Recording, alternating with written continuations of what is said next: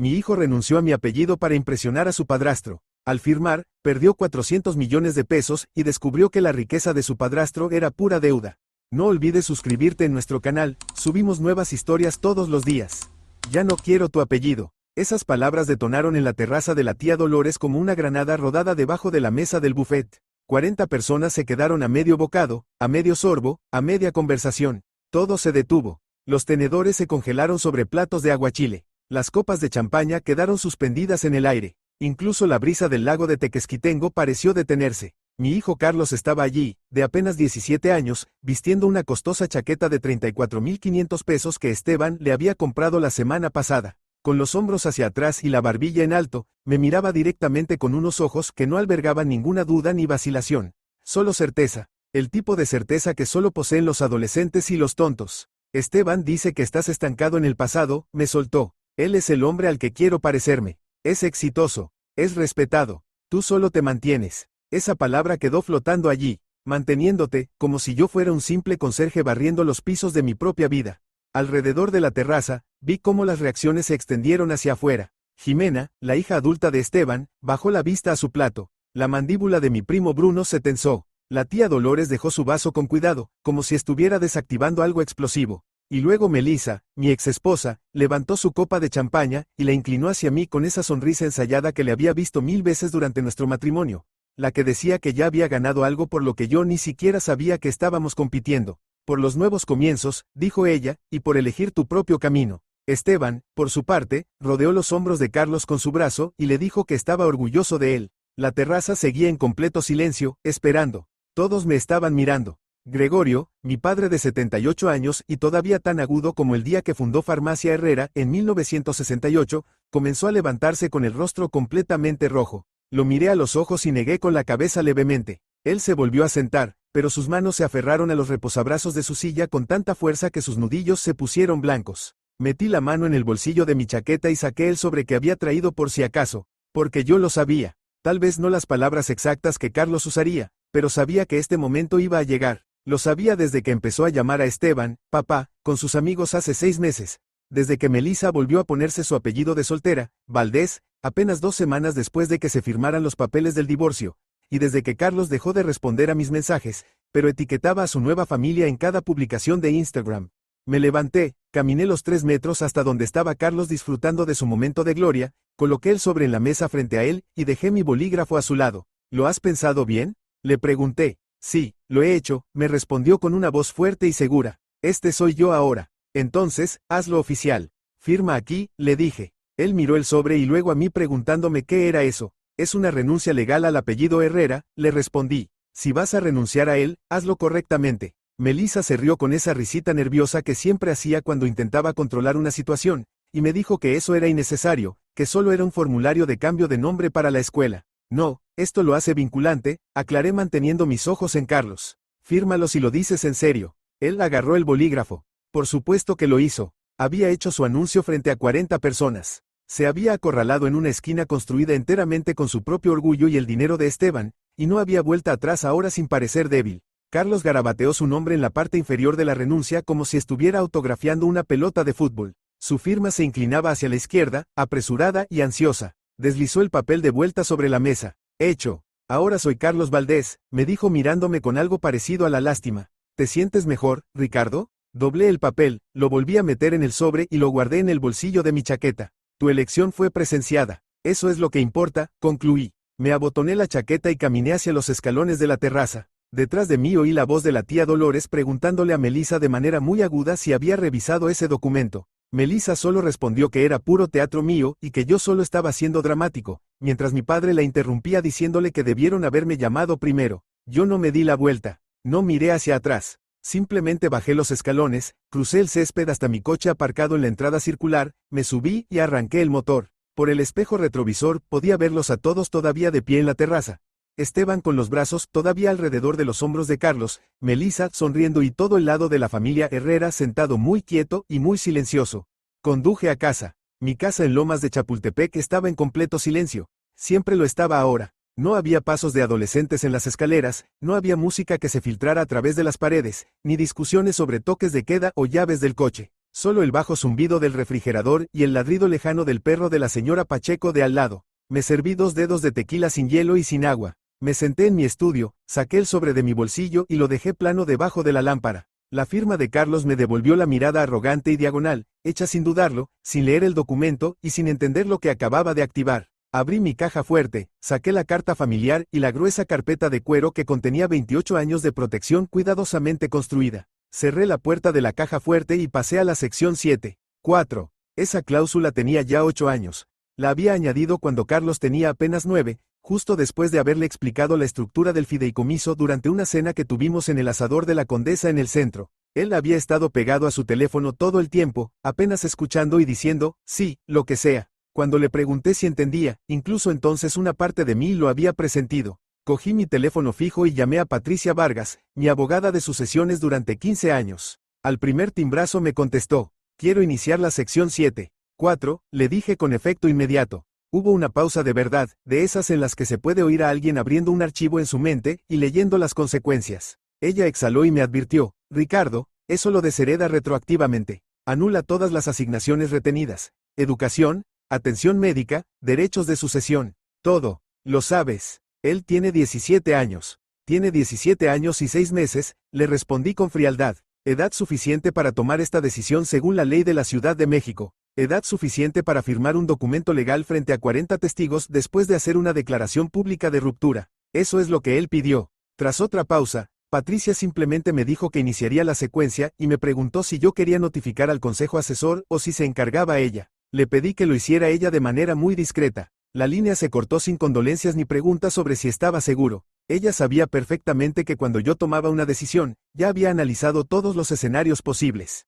Me volví hacia mi computadora, abrí la carpeta cifrada con la etiqueta Administración del Fideicomiso, y comencé a mover archivos. Los documentos de beneficiario de Carlos fueron a parar al directorio inactivo. Cada clic se sentía mecánico, necesario. Fondo universitario, acceso a la atención médica, sucesión de propiedades, derechos de voto en el negocio. Uno por uno, los moví todos. A las 6:47 de la mañana siguiente inicié sesión en la plataforma de gestión de patrimonios. Autenticación de 3 factores. Huella dactilar, escaneo de retina y frase de contraseña. El nombre perdura. El sistema se abrió y allí estaba él en el módulo de estructura de beneficiarios, Carlos Emilio Herrera. Estado, activo. Hice clic en editar. Cambié el estado a nulo. Ruptura voluntaria de nombre. Sección 7. 4. Una bandera roja apareció junto a su nombre. El sistema me pidió confirmación advirtiéndome que esta acción no se podía deshacer. Introduje la contraseña maestra de anulación, la que Patricia me había hecho memorizar y nunca escribir. Pulsé intro. Hecho. Así de simple, Carlos dejó de existir dentro del universo legal que yo había pasado 28 años construyendo. Para el mundo exterior seguía siendo un estudiante de último año de preparatoria con 12,000 seguidores en Instagram y una admisión pendiente en la UNAM. Pero para el fideicomiso familiar, Herrera era un fantasma, un nombre que ya no coincidía, una no entidad. Los cambios se propagaron automáticamente. Códigos de acceso a la propiedad del lago revocados, beca de la Fundación Familiar retirada, acciones de sucesión de negocios reasignadas, cobertura de atención médica terminada y cuentas de desembolso del fideicomiso cerradas. Todo estaba atado a un solo hilo. Llevas el nombre, llevas la llave. Dejas el nombre, la puerta se cierra detrás de ti para siempre. Mi teléfono vibró a las 10:17 de la mañana con un mensaje de Patricia que fue muy clínico y profesional. Me notificó que, según mi directiva, la activación de la sección 7. 4 se había propagado a todas las estructuras vinculadas y que la renuncia de Carlos Herrera se reconocía legalmente como renuncia a la reclamación. Añadió que no tenía ningún estado de beneficiario residual y que no se requería ninguna otra acción a menos que se iniciara el protocolo de reversión. Leí esa última línea 2 veces. Protocolo de reversión. Existía técnicamente, pero requería un voto completo de la Junta más la aprobación unánime del Consejo Familiar. Unánime. Había construido la estructura de esa manera a propósito, porque sabía que una vez que alguien como Carlos decidía que el nombre no significaba nada, no habría vuelta atrás. Ninguna disculpa lo suficientemente grande, ninguna cantidad de arrepentimiento que pudiera reconstruir lo que él había destruido voluntariamente. Cerré mi portátil y me fui a trabajar. Después supe que Carlos empezó a sentirlo el martes por la mañana, pequeño al principio, como una piedra en el zapato que no notas hasta que has caminado 1 kilómetro. Intentó comprar café antes de la escuela y su tarjeta de débito fue rechazada. Lo intentó de nuevo y obtuvo el mismo resultado. Confundido, revisó su teléfono. La cuenta estaba cerrada, no sobregirada. Cerrada. En el almuerzo llamó al banco y reclamó que había un error en su cuenta porque decía que estaba cerrada. El representante tecleó algo y le dijo, me aparece que esta cuenta fue cerrada administrativamente por el titular del fideicomiso el lunes. Deberá ponerse en contacto con fiduciaria del Bajío S. A. Carlos colgó, miró su teléfono e intentó procesar lo que eso significaba. Según me enteré después por su amigo Javier, Carlos le dijo en el almuerzo, probablemente solo mi padre siendo mezquino. Esteban se encargará de ello. Para el miércoles le llegó el correo electrónico definitivo mientras estaba en clase de Historia de México. Su teléfono vibró y leyó. Estimado Carlos, hemos recibido una notificación de que el fideicomiso educativo de la familia Herrera, previamente designado para su inscripción, ha sido retirado. Su paquete de ayuda financiera se recalculará sin esta fuente de financiación. Póngase en contacto con nuestra oficina para discutir las opciones. Su obligación actual para el semestre de otoño sería de 492,300 pesos. Lo leyó 3 veces y se lo enseñó a su amigo. Tu padre realmente canceló tu fondo universitario, le dijo Javier con los ojos muy abiertos. Carlos sintió que algo frío se le asentaba en el estómago y solo pudo decir, no puede hacer eso. Ese dinero estaba reservado para mí. Después de la escuela, le enseñó el correo electrónico a Melissa. Ella estaba en la cocina de su penthouse desempacando una compra que costaba más que la mensualidad del coche de la mayoría de la gente. Melissa leyó el correo electrónico y su rostro se puso pálido. No puede hacer eso, dijo tensa, ese dinero estaba reservado para ti. Carlos, con el miedo asomando en su propia voz, le preguntó, ¿realmente puede hacer esto? Ella solo respondió que llamaría a su abogado y dejó su teléfono en la encimera diciendo que todo era ridículo y que Carlos seguía siendo mi hijo. Carlos intentó sonar seguro diciendo que Esteban había dicho que la UNAM estaba por debajo de él de todos modos y que tenía contactos. Carlos, cállate un segundo, le exigió Melissa mientras su mano temblaba ligeramente. Déjame pensar. Llamó a su abogado de divorcios y lo puso en altavoz diciendo con ese filo agudo que adquiría cuando estaba perdiendo el control. Ricardo está cancelando el fondo fiduciario de Carlos. ¿Puede hacer eso? La respuesta del abogado fue muy mesurada. ¿Qué fondo fiduciario? El acuerdo de divorcio no incluía ningún activo fiduciario. Esos estaban separados. Si Ricardo estableció un fideicomiso con sus propios fondos prematrimoniales, eso es suyo para administrarlo. Luego el abogado hizo una pausa y preguntó qué había provocado todo esto. Melissa dudó un segundo y admitió que Carlos se había cambiado el nombre y que yo le había pedido que firmara un papel. Melissa, cambió la voz del abogado, ¿qué firmó Carlos? Ella respondió que fue un papel que yo tenía porque Carlos quería hacer una declaración. Necesito ver ese documento hoy. ¿Tienes una copia? Le exigió el abogado. Melissa, con una voz muy pequeña, admitió que no tenía nada porque yo me lo había llevado. Entonces tienes que conseguir una de inmediato, sentenció el abogado antes de colgar. Melissa se quedó allí mirando su teléfono mientras Carlos la observaba. Ella lo miró de verdad, y por primera vez desde aquella comida en la terraza, él vio algo en su rostro que lo asustó. No era ira, era puro miedo. ¿Qué hemos hecho?, susurró ella. El jueves por la mañana, Julia Sánchez llamó desde la preparatoria. Carlos estaba en la ducha cuando sonó su teléfono y Melissa contestó. Esteban estaba tomando café mientras leía el periódico El Financiero y levantó la vista cuando Melissa puso la llamada en altavoz. Julia le dijo, señora Valdés, tenemos que hablar sobre el estado de la beca de Carlos. Esteban preguntó de manera muy casual qué pasaba con eso. Julia fue muy directa. La Fundación Educativa Herrera ha retirado su beca para el próximo año. Esto cubre 606,900 pesos de su matrícula anual. También nos notificaron que su designación de fideicomiso familiar ha cambiado. Melissa, con la voz quebrada, preguntó cómo era eso legal si se le había concedido esa beca desde el primer año. Julia le explicó que la beca de la fundación es renovable anualmente y requiere mantener el estatus familiar, y que según su carta, Carlos se había retirado voluntariamente de la estructura familiar Herrera. Esteban dejó su café con fuerza gritando que eso era discriminación y que no se podía revocar una beca por un cambio de nombre. Julia le aclaró calmadamente. Señor Valdés, la Fundación Educativa Herrera es una entidad privada con requisitos específicos para los beneficiarios. Tras una breve pausa, Julia añadió, estoy obligada a notificarle que el saldo restante de la matrícula de Carlos para el último año es de 303,450 pesos, con vencimiento el 15 de agosto. Melissa se aferró al borde de la encimera y dijo que yo estaba haciendo esto para castigar a Carlos. Julia, con una voz muy suave, le sugirió que revisaran con mucho cuidado cualquier documento que Carlos hubiera firmado, ya que la Junta de la Fundación mencionó que fue ejecutado voluntariamente y frente a testigos. La llamada terminó. Tras un silencio tenso, Esteban llamó a gritos, bastardo vengativo, y juró que yo no podía abandonar a mi propio hijo. Melissa, con las manos temblando, le recordó que eran casi 3,5 millones de pesos en costos de educación acumulados. Esteban le hizo un gesto despectivo con la mano diciendo que se relajara, que él escribiría un cheque y que Carlos iría a la escuela que quisiera porque yo solo estaba haciendo ruido.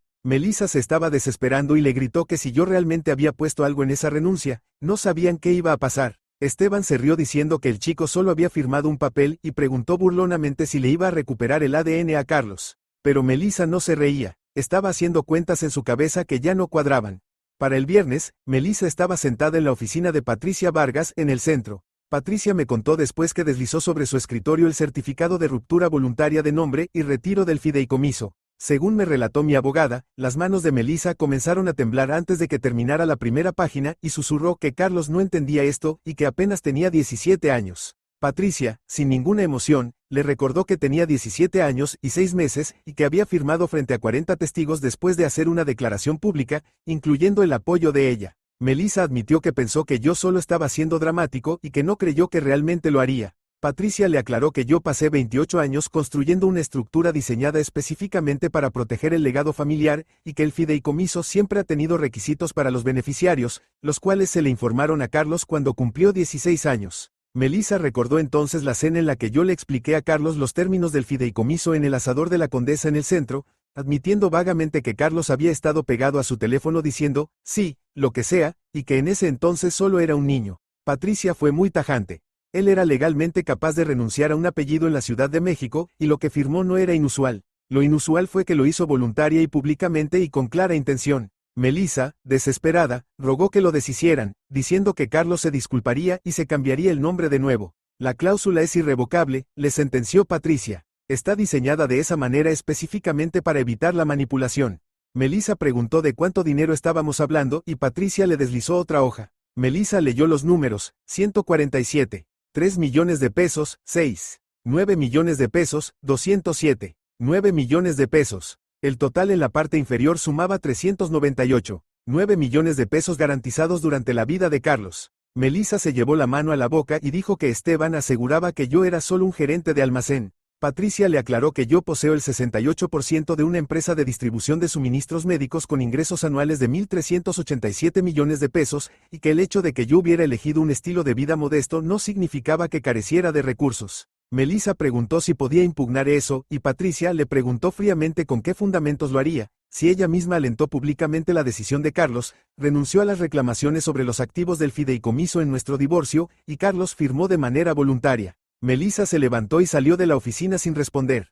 Esa noche le enseñó a Esteban el resumen. Patricia supo después por fuentes cercanas que Esteban miró los papeles durante mucho tiempo y exclamó que yo había estado escondiendo millones. Melissa, con una voz hueca, le aclaró que yo no escondí nada, sino que ella no hizo las preguntas correctas durante el divorcio porque estaba tan enojada que solo quería salir. Esteban intentó minimizarlo diciendo que si Carlos perdió su fondo fiduciario, él le crearía uno y que el problema estaba resuelto. Melissa lo miró y le preguntó directamente si tenía 138 millones de pesos líquidos. Esteban titubeó diciendo que su cartera era enorme, pero Melissa le recordó que su cartera era principalmente de bienes raíces apalancados, y que él mismo le había dicho que tenía una deuda de 2.427 millones de pesos contra 3.468 millones de pesos en propiedades. Esteban se defendió diciendo que así funcionaban los negocios inmobiliarios y que a eso se le llamaba usar el dinero de otras personas. Carlos acaba de renunciar a 398,9 millones de pesos en dinero garantizado, le espetó Melissa. ¿Para qué? ¿Por tus contactos y tu estilo de vida? Le doy una vida mejor de la que Ricardo le dio nunca, gritó Esteban levantándose. Melissa rompió en llanto y le dijo que el penthouse, la ropa y los coches solo eran cosas y que yo le había dado a Carlos una infraestructura real. Esteban, cada vez con menos convicción, prometió que lo arreglarían haciendo que Carlos se disculpara.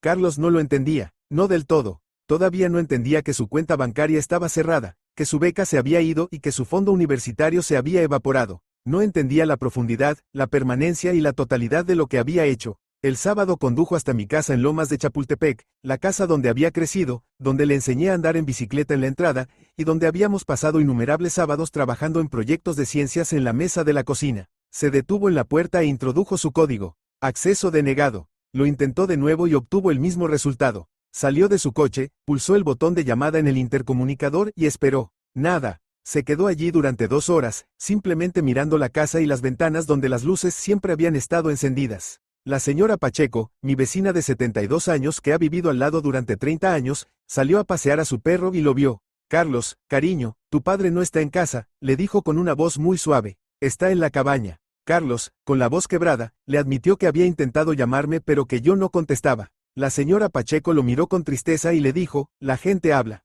¿Sabes lo que dijiste? Fue muy hiriente. Carlos se puso a la defensiva diciendo que solo estaba siendo sincero y que Esteban había hecho más por él. Pero la señora Pacheco fue firme. Esteban te compró cosas. Tu padre te construyó un futuro. Hay una diferencia. Ella se alejó y Carlos se quedó sentado en su coche hasta que se puso el sol. Luego condujo de vuelta al penthouse.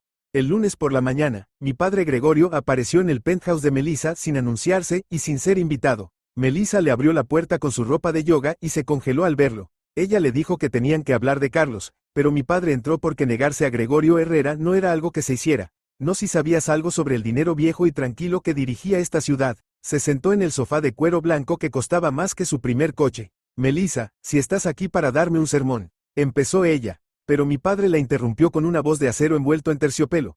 Estoy aquí para decirte lo que le costaste a mi nieto. No porque esté enojado, sino porque necesitas entender. Yo empecé Farmacia Herrera en 1968 con 138,700 pesos y un alquiler que no podía pagar. Él no la miraba a ella, miraba más allá, a los recuerdos. Trabajé 18 horas al día durante 20 años. Cuando Ricardo se hizo cargo, la transformó en una empresa de distribución. Ahora suministramos equipos a 140 hospitales y 600 clínicas. Melissa intentó interrumpir, pero mi padre siguió adelante. Cuando muera, mis acciones irán al fideicomiso para mis nietos. Carlos iba a recibir el 15% a los 25 años. Eso vale 207,9 millones de pesos hoy, y más para cuando tenga 40. Melissa solo pudo balbucear que Carlos solo estaba siendo un adolescente. Mi padre la atravesó con sus palabras. Carlos renunció a la familia delante de testigos y con documentación legal. Y tú sonreíste y levantaste tu copa pensando que Ricardo estaba exagerando. Ricardo estaba protegiendo lo que 3 generaciones construyeron. Mi padre se levantó y hizo un gesto hacia el documento. ¿Crees que el penthouse de Esteban es riqueza? Esto es riqueza. El fideicomiso posee 8 edificios médicos, patentes de 3 sistemas de logística y contratos cerrados por 15 años. Carlos se alejó de convertirse en millonario para impresionar a un hombre que alquila su estilo de vida. Melissa, con una voz muy débil, intentó defender a su nuevo marido diciendo que Esteban era dueño de sus propiedades. Pero mi padre le soltó el golpe final. Esteban tiene una deuda de 2.427 millones de pesos. Lo comprobé. Soy viejo, Melissa, no estúpido. Tu nuevo marido está a una corrección del mercado de la quiebra. Mi nieto cambió dinero real por un espejismo. Carlos no es un mal chico, solo es estúpido. Y tú lo dejaste ser estúpido porque estabas enojada con Ricardo por ser aburrido. Bueno, felicidades. Tu hijo ahora es aburrido y pobre. Se fue y Melissa se quedó allí durante mucho tiempo hasta que se sentó y lloró. El miércoles por la tarde, Carlos fue a Suministros Médicos Herrera en Polanco. Entró en el vestíbulo y la recepcionista le dijo de manera muy incómoda que yo estaba en reuniones todo el día. Él dijo que esperaría y se sentó allí durante 4 horas viendo a los empleados ir y venir por un mundo que una vez estuvo destinado a ser suyo. A las 3:30 de la mañana, la doctora Elena Carrillo, mi directora financiera durante 12 años y que lo conoce desde la primaria, pasó por allí y se detuvo. Carlos, no deberías estar aquí, le dijo. Él se levantó suplicándole que necesitaba hablar conmigo porque había cometido un error. Elena lo miró durante un largo momento y le recordó que yo lo traía a la oficina todos los sábados cuando tenía 9 años y que le encantaba este lugar. Él admitió que todavía le encantaba, pero Elena fue demoledora. Acabas de decirle a 40 personas, incluido tu abuelo, que este negocio y el apellido no significan nada para ti. Tu padre te escuchó. Estabas tratando de hacer feliz a Esteban y no sabías que las acciones tienen consecuencias. Tienes 17 años, no 7. Él le suplicó que hablara conmigo, pero Elena le aclaró que ella misma me había recomendado esa cláusula hace 8 años para proteger el negocio de exactamente este escenario, porque ha visto demasiadas empresas familiares destruidas por niños con derechos que piensan que el legado está garantizado. Me diste la razón, Carlos, le dijo antes de entrar al ascensor. Él se quedó esperando hasta las 7 de la noche, pero yo nunca salí por la puerta principal. Me había ido por el garaje desde las 4 de la tarde. A la mañana siguiente, Carlos lo intentó una vez más. Sabía perfectamente a dónde iba yo el segundo miércoles de cada mes, al Panteón Jardines del Recuerdo, donde está enterrada mi madre. Me encontró arrodillado junto a la lápida, colocando rosas blancas frescas, del mismo tipo que mi madre cultivaba en su jardín. Carlos se acercó lentamente y sus pasos en el camino de grava lo anunciaron. He estado tratando de comunicarme contigo durante 2 semanas, me dijo. Yo no me di la vuelta. Lo sé, respondí. Tenemos que hablar del fideicomiso, insistió. No hay nada de qué hablar, le dije tajante. Papá, cometí un error, me soltó con la voz quebrada. Estaba enojado y era estúpido. No entendí. Me volví lentamente. Mi rostro estaba tranquilo, pero mis ojos estaban muy cansados. Entendiste perfectamente, le dije. Entendiste que Esteban tiene un penthouse y yo un almacén. Entendiste que sus coches son más nuevos y su ropa más cara. Entendiste que su estilo de vida se ve mejor en las redes sociales. Lo que no entendiste es cómo se pagó todo eso. Ahora lo sé. He aprendido, me rogó. Yo me levanté sacudiéndome la tierra de las rodillas y le respondí. ¿Has aprendido que las elecciones tienen precios? Esa es una lección valiosa. Entonces, ¿realmente vas a aislarme para siempre? Me preguntó. Carlos, yo no te estoy aislando, le aclaré. Te aislaste tú mismo. Te pregunté si lo habías pensado bien y dijiste que sí. Firmaste un documento legal, lo publicaste en línea y lo celebraste. ¿Qué parte de eso no estaba clara? Él insistió diciendo que pensó que yo estaba siendo dramático. Dio un paso más cerca como para dejar claro un punto, pero le frené en seco. Yo no dejo claros los puntos. Yo construyo estructuras. Y tú elegiste salir de la estructura. No puedes simplemente deshacerlo. Él comenzó a desesperarse diciendo que se cambiaría el nombre de nuevo, que le pediría perdón al abuelo y que trabajaría en la empresa gratis. El documento es irrevocable. Eso se te explicó antes de que firmaras, le recordé. Me engañaste, me acusó. Yo simplemente negué con la cabeza y le dije.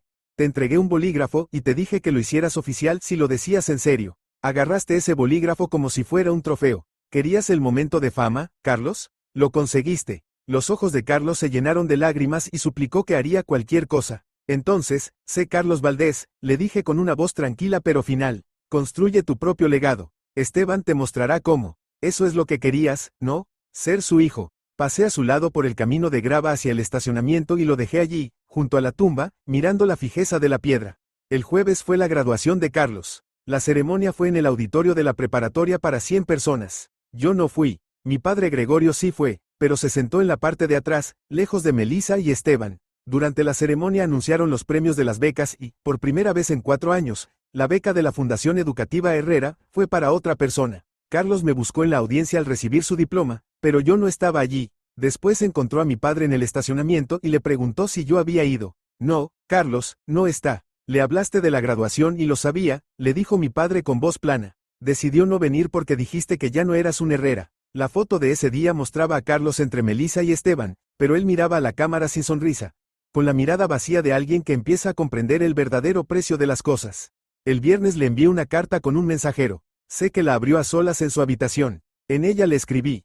Carlos, a estas alturas ya entiendes lo que firmaste hace unas semanas y has sentido las consecuencias. Has intentado disculparte. ¿Quieres deshacer tu elección? Quiero que seas consciente de que no estoy enojado. Nunca lo estuve. Estaba decepcionado, pero no sorprendido. Te has estado moviendo hacia este momento desde que tu madre y yo nos divorciamos. Querías pertenecer a algo que pareciera más impresionante que lo que yo construí. Entiendo ese impulso. No lo respeto, pero lo entiendo. Lo que firmaste no fue un castigo, fue un espejo. Dijiste que el apellido Herrera no significaba nada para ti y la estructura del fideicomiso estuvo de acuerdo contigo. Si el nombre no significa nada, ¿por qué debería conllevar beneficios? No te estoy aislando de nada. Eres mi hijo biológicamente y eso no cambia. Lo que cambió es tu relación con el legado que 3 generaciones construyeron. ¿Podría anular el fideicomiso legalmente? Sí, con la aprobación unánime de la Junta, pero no lo haré. No porque sea rencoroso, sino porque la lección que estás aprendiendo es más valiosa que el dinero que perdiste. Irás a la universidad en alguna parte y en cada paso del camino entenderás que las elecciones tienen peso. El edificio de suministros médicos Herrera seguirá estando en Polanco y el fideicomiso seguirá creciendo, pero nada de eso llevará tu nombre. No porque yo te haya eliminado, sino porque tú te eliminaste a ti mismo. Quizás tus futuros hijos pregunten por su abuelo. Puedes decirles que fui un perdedor, como le dijiste a 40 personas en aquel almuerzo. O puedes decirles la verdad, que construí algo que valía la pena proteger y lo protegí cuando decidiste que no lo querías. Ahora eres libre, Carlos. 3 meses después, en septiembre, Carlos comenzó en un colegio comunitario porque los problemas de liquidez de Esteban impidieron su inscripción en una universidad cara. Melissa tuvo que aceptar un trabajo a tiempo parcial como recepcionista en una clínica dental, la primera vez que trabajaba en 13 años. El negocio de Esteban estaba bajo una enorme presión bancaria y se hablaba de mudarse a un lugar mucho más pequeño. Carlos todavía usaba el apellido Herrera legalmente, pero en la escuela y el trabajo la gente ya lo llamaba Valdés.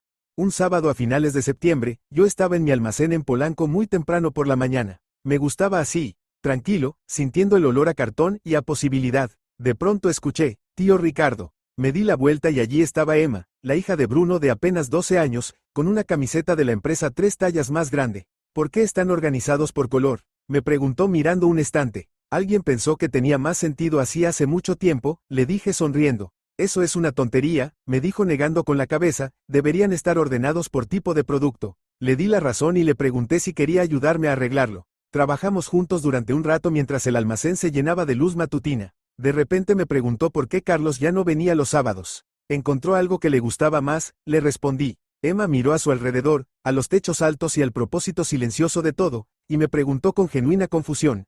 ¿Qué es mejor que esto? Yo sonreí por primera vez en meses y le dije, esto es lo mejor. Carlos estaba ahí fuera en alguna parte, viviendo su libre elección y aprendiendo el costo de las cosas. Yo esperaba de corazón que estuviera bien. Seguía siendo mi hijo y eso no había cambiado, pero ya no era un Herrera. Emma encontró una caja mal colocada y me la trajo diciendo que estaba en el lugar equivocado. Muéstrame dónde debería ir, le dije. Ella me llevó al estante correcto. Todo en su lugar. Eso es lo que mi padre me había enseñado, lo que intenté enseñarle a Carlos y lo que Emma estaba aprendiendo ahora sin siquiera darse cuenta. Afuera el sol ya había salido por completo. Dentro del almacén, nosotros seguimos trabajando. Si te gustó la historia, regálanos un me gusta y suscríbete al canal para no perderte ninguna de nuestras historias.